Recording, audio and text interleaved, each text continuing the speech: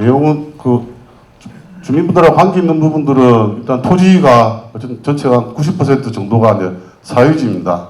나머지는 국공유지 10% 정도만 되어 있고, 그래서 주민분들이 더 관심이 많으실 거라고 보여집니다. 그리고 내부에 단독주택이 200여 개 정도, 그리고 공장 등이 한 전체 지작물이 한 600개 정도가 되겠습니다. 이런 지작물 같은 경우에도 토지뿐만 아니고 지작물 같은 경우에도 보상의 대상이 되고, 주민들이 아까 방금 말씀하실 때 궁금하셨던 것 같은데, 단독주택을 가지고 계신 분들 같은 경우에는 이주대책 또 본계획 산업단지 계획 안에 수립을 할 수 있게 되어 있습니다. 그리고 본계획에서도 이제 반영을 해놓은 상태가 되겠습니다.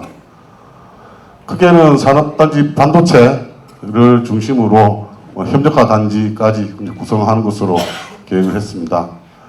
여기서 보시면 대부분이 북쪽 같은 경우에는 대부분 이제 산업 관련된 사항들이 되겠습니다.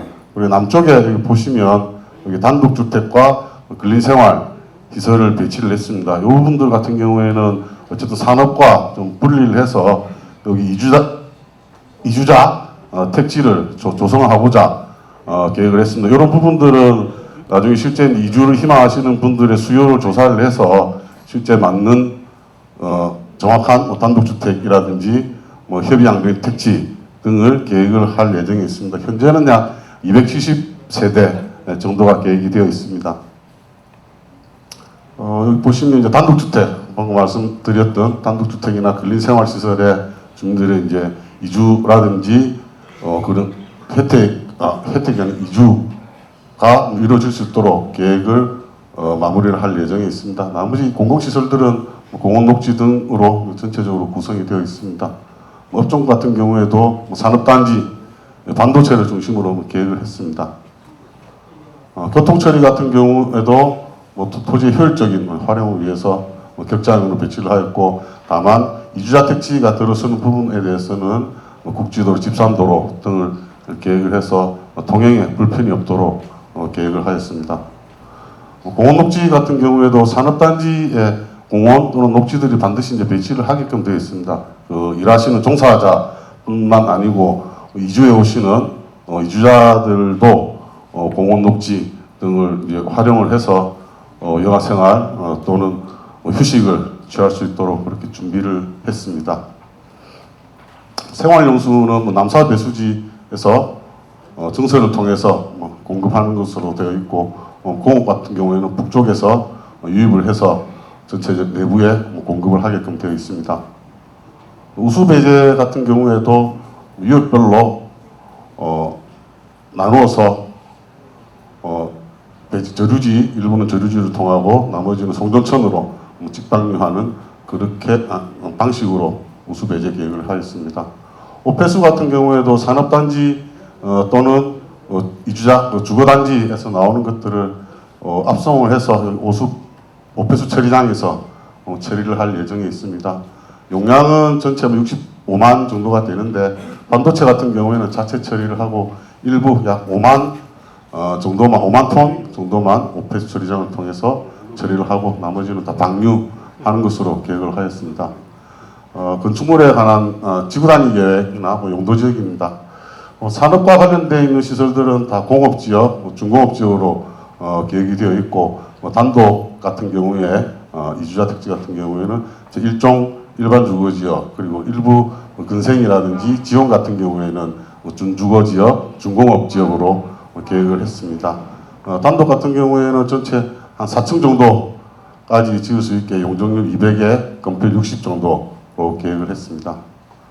나머지 시설들은 특별한 사항이 없고, 단독 같은 경우에 주민들이 단독은 한 필지에 5가구까지 이제 들어갈 수 있게끔 계획을 했고, 일부 면적에 대해서 1, 2, 3층 정도가 된다고 하면 일부 한 연면적이 한 40% 이하로는 1, 2종 근린생활 시설을 배치를 해서 점포를 운영하실 수도 있는 것으로 계획이 되어 있습니다.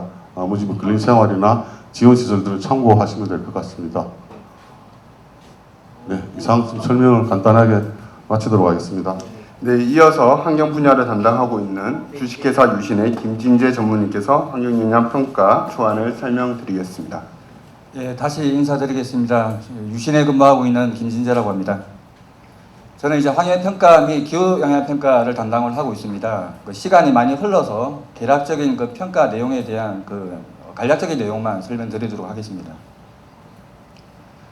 실시간거는 이제 3단 절차 간소화법 및 환경평가법에 따라 실시를 하고 추진 경위는 생략하도록 하겠습니다.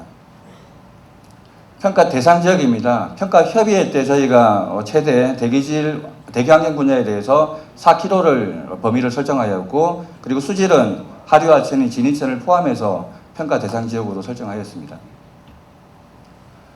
동식물상은 현황 부분은 식생 보존 등급, 그러니까 보존 가치가 있는 식생 보존 등급으로서 1, 2등급 지역은 없습니다. 그리고 저희가 각종 무인 센서 카메라라든지 최신 장비를 활용해서 조사한 결과 포유류 17종 등이 조사가 되었고, 법적 보호종은 삭, 수달, 하늘다람쥐, 그리고 맹꽁이와 구덩이가 탐문 조사되었습니다. 영양 예측으로는 이 법적 보호종은 좀 이동성이 강한 종입니다. 따라서 저희가 이제 단계별 공사를 시행을 하기 때문에 사업지구 외부의 서식 환경이 양호한 지역으로 이동을 할 것으로 예상을 하고 있습니다. 사업 시행에 따른 훼손되는 이 산림은 추후에 이제 사업지구 내부 공원 녹지의 이식 계획을 수립할 예정입니다. 그 외에 이제 훼손되는 수목은 용인시와 협의를 하여서 활용에 대해서는 검토를 하도록 하겠습니다. 그리고 사진에 보시는 바와 같이 생태 영향 저감을 위해서 생태 척구라든지 유도 울타리를 사업지구 외곽에 설치할 계획입니다. 다음은 대기질입니다. 대기환경 기준 설정 항목 8개 항목 모두 이제 대기환경 기준을 만족하는 것으로 조사되었고, 공사 시에 영향을 보면 아무래도 공사 장비가 이제 투입이 되다 보니까 배기가스라든지 비산먼지에 대한 영향이 예상이 됩니다. 이에 따라서는 이 사진에 보시는 바와 같이 새로운 세차시설, 그리고 살수자 운행, 그다음 비산 방지망 등을 통해서 저희가 저감을 할 거고, 저감대책 적용 후에는 이제 대부분 지역에서 이제 기준을 만족하는 것으로 예측이 됐습니다. 그리고 운영 시에는 산업단지 운영에 따른 배기가스에 대한 영향이 예상이 되고, 이 부분도 저희가 입주 업체별로 해서 흡착이라든지 세정시설, 집진시설 등의 제적 대기 오염 방지 시설을 설치할 계획입니다. 다음은 이제 수질입니다. 수질도 저희 하류하천에 대한 수질과 그리고 이동저수지에 대한 호소 수질을 측정을 하였습니다. 대부분 하류하천은 약간 좋음에서 보통, 그 다음에 이동저수지는 TOC 기준으로 좋음에서 나쁜 등급을 보이고 있었습니다. 공사 시에 따른 예측을 보면 강우 때 아무래도 토목공사가 진행이기 때문에 토사 유실에 대한 발생이 예상이 되고, 투입 인력에 따른 오수가 발생할 것으로 예상이 됩니다. 이에 따른 토사 유실을 예방하기 위해서는 그림과 같이 가배수로 및 침사지를 설치를 하고, 발생되는 오수의 경우에는 인근 하수 시설로 이제 연계 처리하거나 아니면 별도의 처리 시설을 사업지구 내부에 설치할 계획입니다. 운영 시에 급수량업은 앞서 개요에서 설명드렸다시피 생활용수와 공업용수를 총 포함해서 하루 약 78만 6천 톤 필요할 것으로 예상이 되고, 그에 따른 오폐 수량은 약 64만 5천 톤 정도 발생할 것으로 예상이 됩니다. 이 부분에 대한 처리를 해야 됩니다. 그래서 저희가 반도체 용지 내에 자체 처리 시설을 두고 산단 내에 공공폐수 처리 시설을 둬서 해당 오폐수에 대한 부분들을 처리할 계획입니다.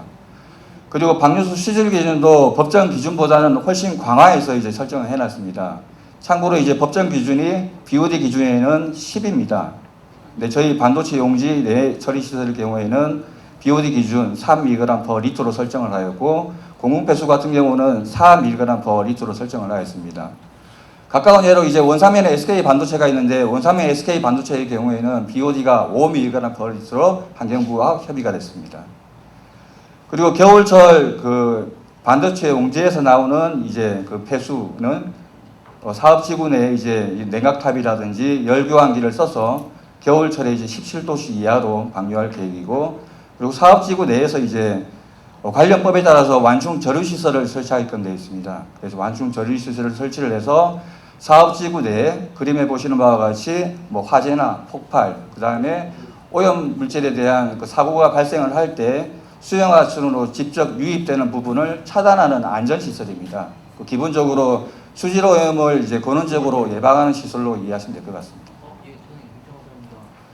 다음은 이제 저희가 저희 사업지구에서 발생하는 그 오폐수 장과 사업지구 이제 북측에 용인 테크노 산단하고 계획되어 있는 제2용인 테크노 산단이 있습니다. 이 장내 오폐수량을 전체 포함해서 진해천 하천에 이제 미치는 장내 수질 예측을 실시를 했습니다. 예측 지점을 보면 상수원 보호구역 쪽에 진해천 2, 3번, 그리고 환구지천 유입에서 4, 5번, 그리고 진해천 말단부에 진해천 6번 지점입니다. 해당 지점은 국가 수질 측정망 지점입니다. 수질 예측 결과에 대해서 말씀을 드리겠습니다. 우선 그 초안에 수록되어 있는 오폐수에 대한 방류 지점은 사업지구 남서측에 위치한 창리저수지, 말단부, 화곡천에 방류하는 것으로 설정을 했습니다. 해당 지점은 이제 최종 결정된 방류 지점이 아닙니다. 추후에 저희가 이제 하류야천에 따른 홍수이라든지 그 다음에 농업용수에 대한 이용 현황을 충분히 검토한 후에 본안 때 재검토해서 제시하도록 하겠습니다. 예측 결과를 보면 상수원 보호구역인 진이천하고 2번 지점의 경우에는 비율은 다소 좀 증가하는 것으로 예측이 되었습니다. 하지만 이 증가 폭이 그 BOD의 그 등급 변화를 일으킬 만큼 큰 유의미한 그 증가폭은 아닙니다. 그리고 환구지천을 지나서 진해천 4, 5, 6번 지점에서는 BOD 기준으로 이제 다소 이제 수질이 개선되는 현상을 보이고 있습니다. 다음은 이제 소음진동 항목입니다. 저희가 그 사업지구 주변에 소음진동을 측정을 해봤을 때 두 개 지점을 제외하고는 소음진동에 대한 기준을 만족을 하고 있었습니다. 그리고 사업지구 경계로에서 500m 이내의 정원시설은 주거, 축사, 그리고 유치원 등을 포함해서 총 37개소가 있는 것으로 그 조사가 되었습니다. 소음 진동에 따른 그 영향을 보면 아무래도 공사 장비가 이제 투입이 되기 때문에 공사 시 장비 가동에 따른 소음 진동 영향이 예상이 되고 소음은 37개소 중에서 총 13지점이 기준을 초과하는 것으로 예측이 됐습니다.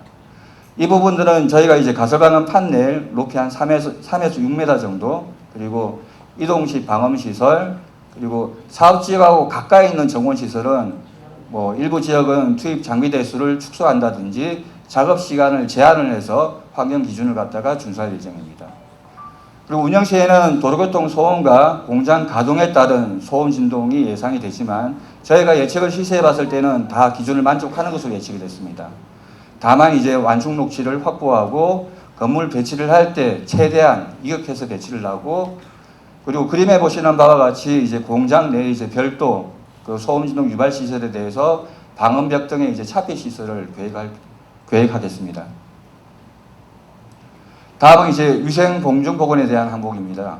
위생 공정 보건 평가 대상 물질 13개 항목에 대해서 저희가 현황 조사를 해봤는데 대부분 모든 시점에서 평가 기준을 만족하는 것으로 조사가 되었고, 운영 시에 그 최적 방지 시설을 설치를 할 때 운영 시 그 평가 대상 물질 13개도 마찬가지로 위해성 평가 기준을 만족하는 것으로 예측이 되었습니다. 다음은 이제 전파장애입니다. 전파장애를 먼저 말씀드리기 전에 전파장애에 대한 이제 기준을 말씀을 드리면, 전파장애에 대한 그 인체 보호 기준은 이제 법정 기준이 마련된 부분이 없습니다. 이제 각 나라마다 다 공고 기준이 설정이 되어 있고, 세계 이제 보건기구인 WHO와 국제 그 비전리 방사선 보호위원회에서 설정하고 있는 그 기준은 833mgauss입니다. 저희 나라는 기준이 좀 강화가 되어 있습니다. 어린이 기준으로 약 4mgauss로 설정이 되어 있습니다. 각종 이제 연구 결과 및 조사 결과에 따르면 154kV 변전소의 경우에는 그 영향 범위를 살펴보면 15m 이상 이격을 할 때 2mgauss 이내, 그리고 154kV 송전선로의 경우에는 사회성 기준으로 50m 이격을 할 때 4mgauss 공고기준 이내로 조사가 된 결과가 있습니다. 따라서 저희 사업지구 내에 이제 영향을 살펴보면 변전소의 경우에는 주거시설가 약 410m 이격이 되어 있고, 송전선로는 주거시설가 약 137m 이상 이격이 되어 있어 전자파에 대한 영향 범위 이상 이격이 되어 있습니다. 그림을 보면서 재차 설명을 드리면 사업지구 내에 이제 변전소가 계획이 되어 있고, 좌측에 이제 완장리 단독과학과 약 410m 이격이 되어 있고, 그리고 사업지구 남서측에 송전솔로는 이주자 택지와 137m, 그리고 남사 변조소는 택지와 한 200m 이상 이격이 되어 있습니다. 그리고 사업지구 내에 관통하는 송전선로에 대한 3개 선로는 추후에 시중화할 계획입니다. 다음은 이제 마지막으로 기후환경평가 부분입니다. 이 기후환경평가는 탄소 중립 및 녹색성장 기본법에 그 실시간거를 두고 있고, 기후환경평가는 재작년인 2022년 9월에 제도가 시행이 됐습니다. 이제 대규모 개발 사업을 할 때 기후위기라든지 온실가스를 감축하는 게 그 주 내용입니다. 저희 사업지구에 대해서 이제 온실가스 배출 내용을 보면 공사 장비 투입에 따른 연료 사용, 그리고 훼손 수목에 따른 흡수량 감소 등이 있습니다. 그리고 감축에 대한 부분들은 저희가 해당 법에 따라서 뭐 중장기 온실가스 감축 목표라든지 부문별 온실가스 감축 목표를 준용해서 계획을 하겠습니다. 다음은 기후위기 적응 부분입니다. 물관리, 생태계, 국토연안 부분에서 단기적으로 보면 홍수 저감 대책을 위해서 저류조 설치, 3인 안정화, 그리고 중장기 대책으로 보면 용수 공급 대응 시나리오가 있습니다. 그리고 건강, 산업, 에너지 부분에서 온열 질환 증가에 따른 그 응급대로 대응 역량 강화, 그리고 에너지 이용 향상 설비 설치 등이 있습니다. 이상 환경평가에 대해서 설명을 마치겠습니다. 네, 다음은 교통 분야를 담당하고 있는 주식회사 한국종합기술의 김진현 상무님께서 설명을 주시겠습니다. 예, 교통환경평가 분야에 대해서 설명드리겠습니다. 예, 교통환경평가는 현재 사업부지 면적이 728만 제곱미터로 교통환경평가 대상에 해당돼서 준공 목표연도의 1년 후인 2032년을 단기 목표연도로, 준공 5년 후인 2036년을 장기 목표연도로 설정하여 여기서 보시는 것과 같이 공간적 범위는 4km 범위 내로 설정하였습니다. 사업지 발생 교통량 부분입니다.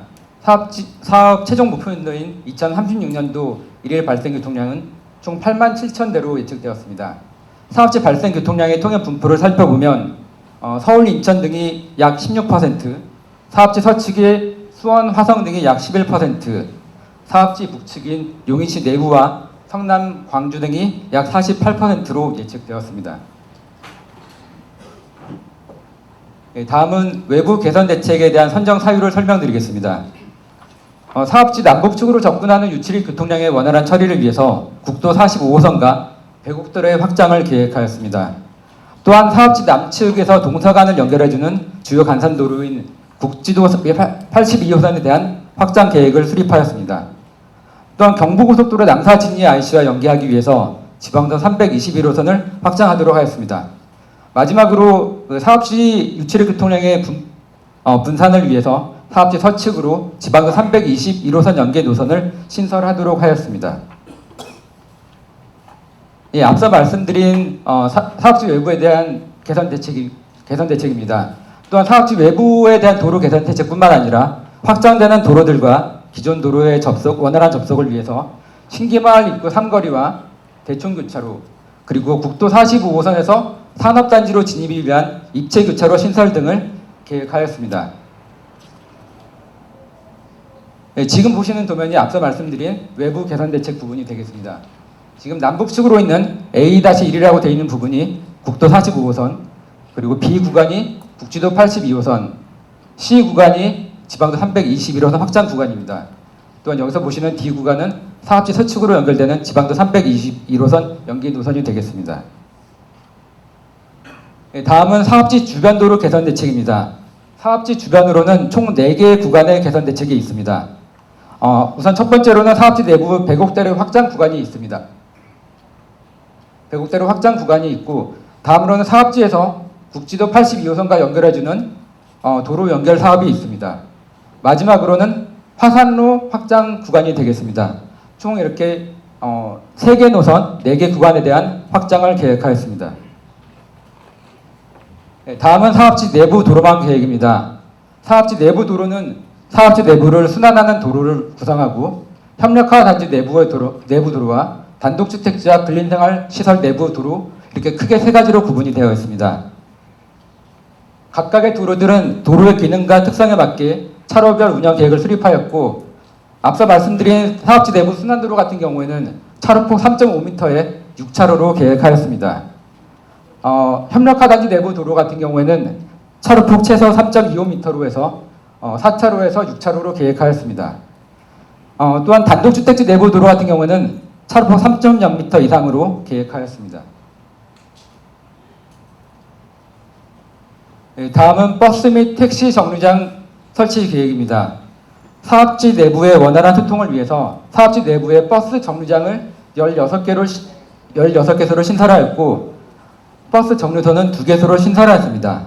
또한 화산로 이설에 따라서 기존 화산로에 있던 버스 정류소 4개소는 이설하는 것으로 계획하였습니다. 택시 이용자들의 편의를 위해서는 택시 정류소 2개소를 협력화 단지 내에 설치하는 것으로 계획하였습니다. 다음은 사업지 내부의 보도와 자전거 도로 계획입니다. 사업지 내부에서 차량과 보행자 분리를 위해서 보도를 2m 이상 설치하는 것으로 계획하였고, 단독주택지 내부 같은 경우에는 2m 이상의 보행 공간을 확보하도록 하였습니다. 또한 사업지 서북 측에 편측 보도 설치 구간에 대해서는 자전거 도로를 양측으로 3m 설치하도록 계획하여서 자전거 도로 단절이 발생하지 않도록 계획하였습니다.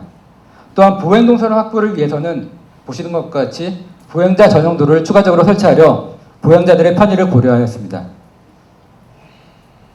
다음 마지막으로 이동읍 내부에 대한 진출입 동선 체계 변화에 대해서 설명드리겠습니다.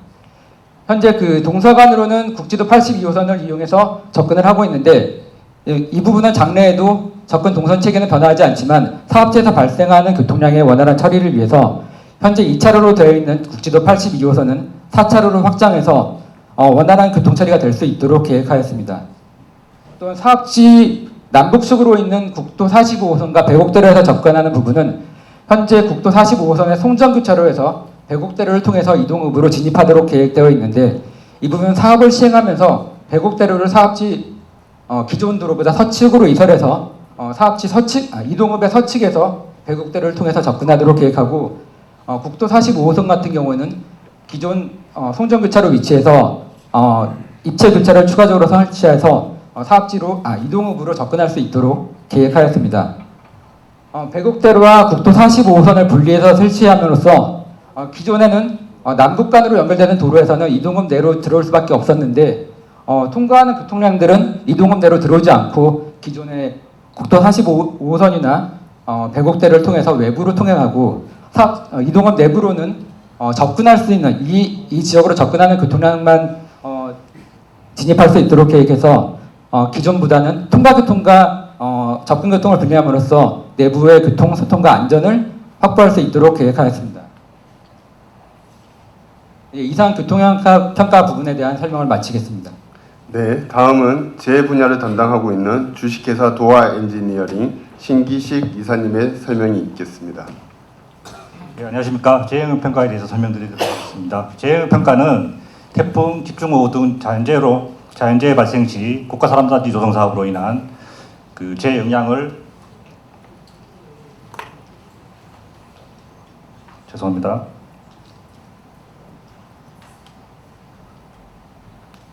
재해영향을 예측 평가하고 그에 따른 재해저감 대책 및 재해저감 방안을 수립하는 내용이 되겠습니다.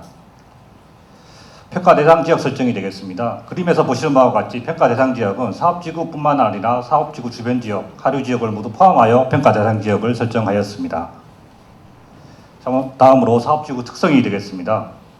먼저 토지용 변화가 되겠습니다. 현재 개발 전 토지용 현황은 임야, 농경지가 대부분을 차지하고 있으나 개발 중에는 나대지 면적이 크게 증가하게 되겠습니다. 또한 개발 후에는 산업용지, 도로 등 불투수 면적이 크게 증가하는 것으로 검토되었습니다. 다음으로 배수체계입니다.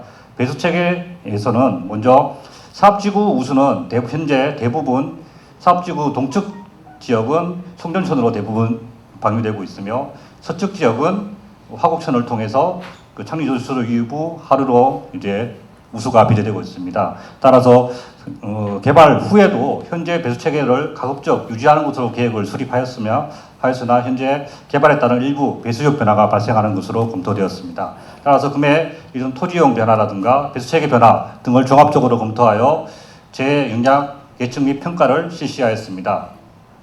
앞서 말씀드린 바와 같이 개발 중에는 나대지 면적이 크게 증가하고 개발 후에는 불투수 면적이 크게 증가하게 되겠습니다. 따라서 나대지 면적과 불투수 면적이 크게 증가하여 홍수 유출량이 산정 지점마다 크게 증가하는 것으로 검토되었습니다. 또한 개발 중에 나대지 면적이 크게 증가하여서 토사 유출량이 산정 지점마다 개발 중에는 크게 증가하나 개발 후에는 오히려 반대로 불투수 면적이 크게 증가하여서 토사 유출량은 감소하는 것으로 검토되었습니다. 이런 재영향 예측 평가를 통해서 개발 중, 개발 후로 구분하여 재저감 대책을 수립하였습니다. 먼저 개발 중 저감 대책이 되겠습니다.